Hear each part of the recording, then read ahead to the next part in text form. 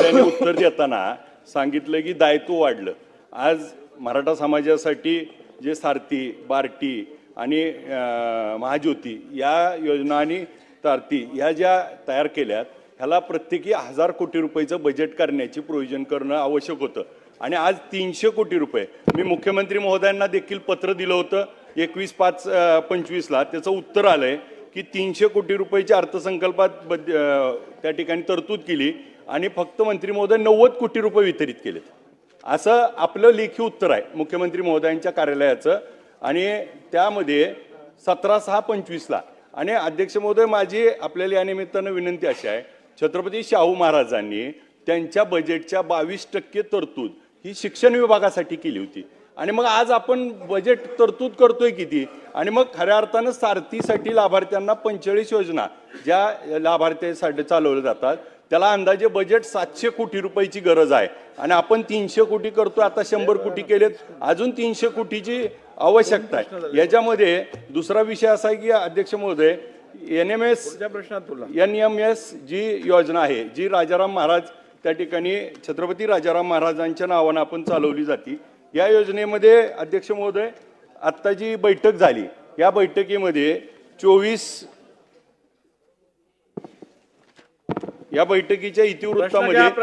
अध्यक्ष महोदय प्रश्न सांगतो, छत्रपती राजाराम महाराज सारथी शिष्यवृत्ती योजना उपक्रम सदर योजना ही सामाजिक न्याय विशेष सहाय्याने विभागाने 30/10/23 नुसार ही योजना बंद करण्याचे निर्देश दिलेत। याच्यामध्ये मागच्या 4 वर्षामध्ये साधारणपणे 30 हजार विद्यार्थ्याला 9,600 रुपये म्हणजे महिन्याला 800 रुपये दिले जात होते, त्यात 11,682 रुपये 11,682 विद्यार्थ्यांना केंद्र सरकार देत होतं आणि राज्य सरकार 30 ते 35 हजार विद्यार्थ्याला देत। ती योजना सरळ बंद केली आहे असं आपलं प्रोसिडिंग झालंय। ही योजना चालू करणार का? आणि याच्यासाठी जी अतिरिक्त गरज आहे, जसं आता आपण जाहिरातीचं तर बोलला 31 मार्चच्या आत करून त्याला निधी देऊ, आणि जे सारथीसाठी आवश्यक असलेला निधी जो 700 कोटी अंदाजित आहे तो त्याच्याप्रमाणे या अर्थसंकल्पात तरतूद करून सगळ्या विद्यार्थ्यांना, तसंच महाज्योती,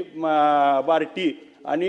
TNM ह्या सगळ्यांना त्या ठिकाणी मिळेल का? सारथी योजनेमध्ये अध्यक्ष महोदय एकच शेवट अध्यक्ष महोदय प्रश्न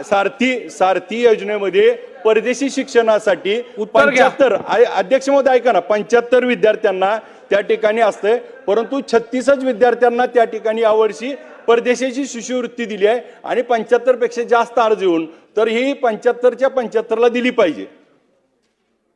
अध्यक्ष महोदय, राज्य शासनाने वेगवेगळ्या समाज घटकासाठी वेगवेगळ्या संस्था उभ्या केल्या, मग RT, सारथी, बार्टी, महाज्योती, TRT, अमृत हे वेगवेगळ्या प्रवर्गासाठी आपण या ठिकाणी निर्माण केल्या। मी पूर्वी सभागृहात सांगितलं की जी या विभागाची मागणी होती त्यापेक्षा 100 कोटी रुपये अतिरिक्त निधी दिलेला आहे आणि 11 नोव्हेंबरलाच आता आमची बैठक झाली होती,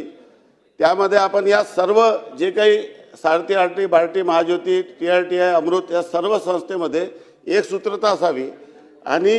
लाभ देताना समाजातल्या सर्व घटकाला समप्रमाणात लाभ देता यावं, सर्व योजना सारख्या असाव्या या संदर्भात देखील शासनाचा विचार सुरू आहे। आणि जी आता सन्माननीय सदस्यांनी या ठिकाणी मागणी केली त्या संदर्भात सांगू इच्छितो की यावर्षी 230 कोटी रुपये आपण वितरित केलेल्या 300 कोटीपैकी आणि 70 कोटी वितरणाची कारवाई सुरू आहे, सोबत 100 कोटी रुपयाची जी अतिरिक्त प्रोव्हिजन आपण या ठिकाणी केलेली आहे ती देखील 31 मार्चच्या पूर्वी वितरित करून हा दायित्व आपण संपू, एवढं मी या ठिकाणी सांगू इच्छितो। मगाशी विचारलं तसं ही योजना भविष्यात आपण चालू ठेवणार किंवा नाही? अध्यक्ष महोदय, ही योजना भविष्यात सुरू राहील आणि जेवढे विद्यार्थी आहेत त्या सर्व विद्यार्थ्यांचे प्रश्न क्रमांक